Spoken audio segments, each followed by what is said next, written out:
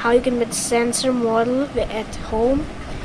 For that you need conductive material. I took aluminium, a LED light, some wires, and a box like this.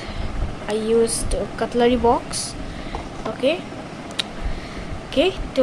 so now let's begin the work.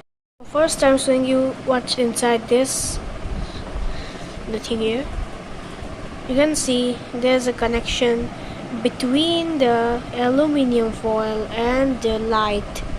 Now I'm going to show you that your light's negative part. I'm going to show you light's negative part, which is a half bowl connection, which has a half connection that should be connected with the aluminium foil, and the big, which is the big I'm going to show you with light.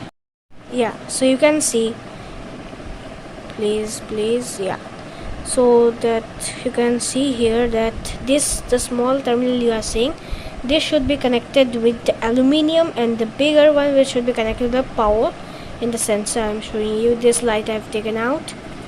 You can see here this aluminium foil has been connected with in this light, in this point only, in the negative terminal, and the other part has been taken out just with one wire because the other one is here.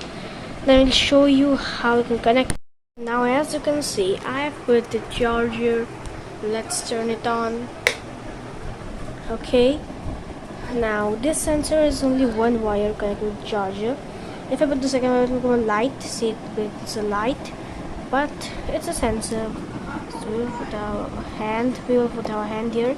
You can see it sparks. I don't have a third-party wire in my hand. You can see it sparks like this normally. This also you will show. You can see that it's a real sensor. You can make a sensor at home like this in the home. So now, thank you for the video. Bye bye. Subscribe and like the video. Bye, and subscribe to the channel.